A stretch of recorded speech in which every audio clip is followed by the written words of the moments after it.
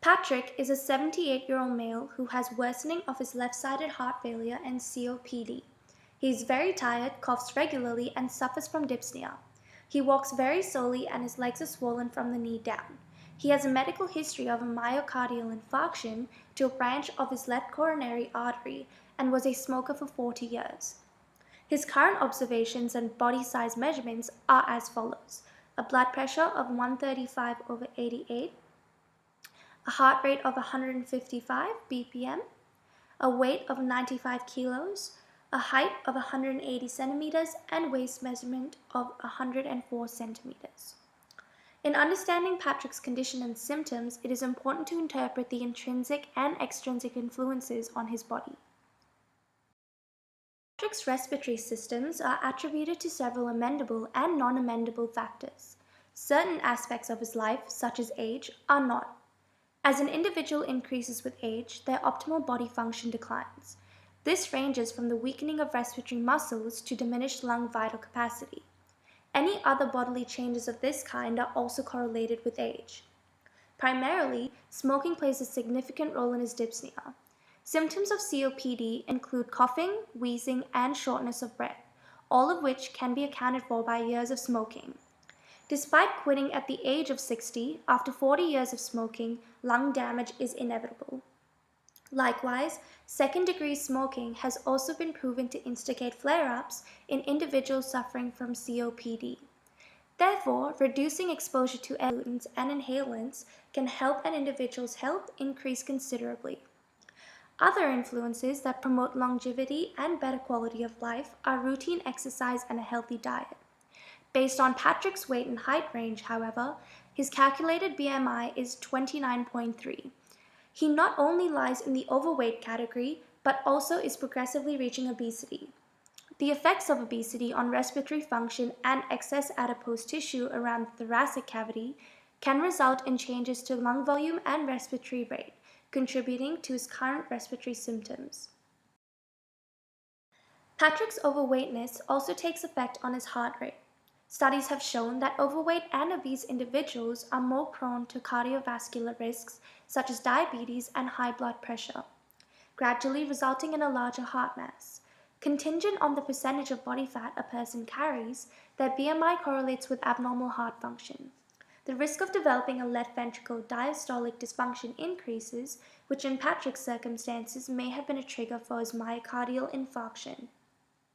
High salt and saturated fatty foods can also escalate the risk of coronary heart disease. Although assumptions are not justified as underlying influences, it is speculated that part of Patrick's overweight lifestyle is attributed to his adverse dietary choices and sedentary lifestyle. Although Patrick's COPD and left-sided heart failure are not directly linked, these comorbidities can influence each other. Oxygen-rich blood enters the heart's left ventricle where it is pumped to the rest of the body. However, heart failure prevents this circulation by backing the blood into the lungs instead.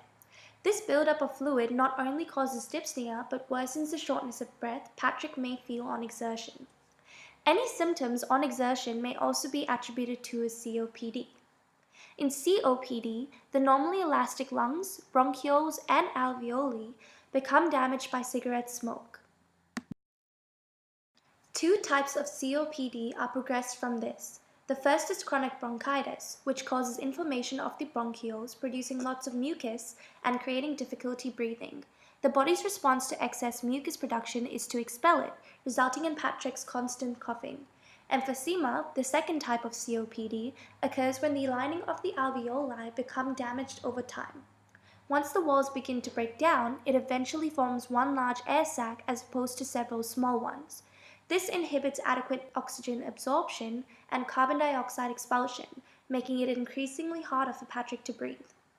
Low oxygen levels in the blood due to COPD lead to heart trauma and the inability to pump blood efficiently. In saying this, Patrick's irregular heart rate is most likely the effect of a myocardial infarction he suffered at age 68. Localized thrombosis in a branch of the left coronary artery often progresses to left-sided heart failure, forcing the heart to pump much harder and faster to supply blood to the body. If Patrick is prone to thrombosis, it also explains the edema appearing in his legs. When the heart is unable to force blood back up from the lower extremities, the tissues accumulate fluid and cause swelling. From Patrick's condition, it can be seen that he is now at risk of right-sided heart failure. Let's recap on left-sided heart failure to fully understand when heart failure occurs on the right side. Left-sided heart failure is induced by the left ventricle not pumping at its normal efficiency. This causes a backflow of blood to the lungs, and oxygen-rich blood cannot reach the heart, such that fluid congestion within the lungs causes shortness of breath. Right-sided heart failure is where the right ventricle is unable to pump blood efficiently.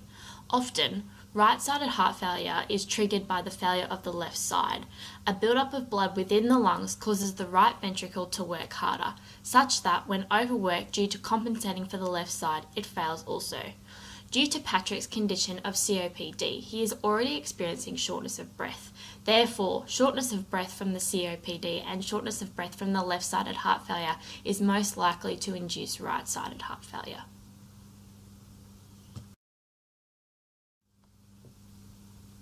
The blood results of Patrick indicate some concerns in relation to neurological function.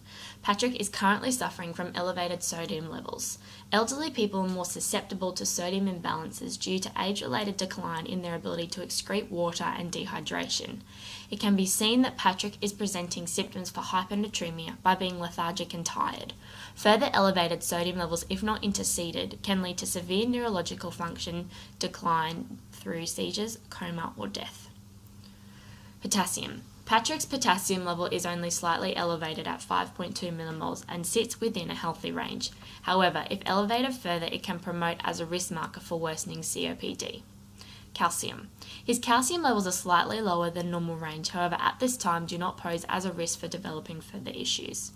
Hemoglobin. The depleted hemoglobin levels Patrick is presenting indicate he is suffering from mild anemia. Anemia is newly associated as a comorbidity of COPD. Shortness of breath is evident in COPD, and anemia also causes this shortness of breath and fatigue due to the body being starved of oxygen, such that lung inflammation is increased and breathing problems are more apparent. If the hemoglobin levels were to further decline, Patrick may also suffer neurologically, with increased risk of confusion due to the decreased blood flow oxygen levels within the brain. High density and low density lipoproteins. Cholesterol acts as an important barrier within the myelin sheath, the protective layer of neurons. Imbalances of these two forms of cholesterol can cause neurosensory pathways to be compromised due to a breakdown of the myelin sheath, having severe impacts on neurological function. High cholesterol is often due to poor lifestyle factors such as inadequate nutrition and exercise. Triglycerides. Elevated triglyceride levels are indicated for poor lifestyle factors including sedentary lifestyle, limited exercise, and inadequate nutrition. High triglycerides contribute to the hardening of artery walls. This is also known as atherosclerosis, such that this increases the risk of stroke, heart disease, and heart attack. Glucose. Elevated glucose levels are likely contributed to his condition of heart failure. Research shows a direct correlation with these comorbidities due to several factors including poor nutrition, intracellular metabolic effects, lack of physical activity, and poor muscle perfusion. Elevated glucose levels can have a severe impact on neurological function due to the blood-brain barrier being the primary mediator of glucose within the brain. Thus, imbalances of glucose within the brain disrupt the metabolic efficiency and continuous demands, leading to the possibility of stroke, seizures, coma, and death if glucose levels are left untreated.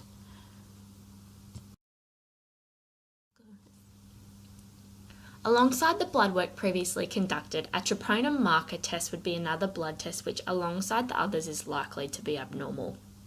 Troponins are a group of proteins found within skeletal and heart muscle fibers which produce muscular contraction, whereby they control the calcium-mediated interaction of actin and myosin. A troponin test measures troponin protein levels within the blood. These proteins are released into the bloodstream when the heart muscle is subject to necrotic damage or injury. Troponin levels within a normal presentation are often so low that they are undetectable in a blood test. However, within cardiac damage, particularly in reference to Patrick's condition of heart failure, they would be quite high. This is due to the increased protein levels of troponin as myocardial contraction decreases due to the inability for the heart to pump. Thank you for your time today. On the next 2 slides are the sources used in order to create this clinical case presentation on Patrick.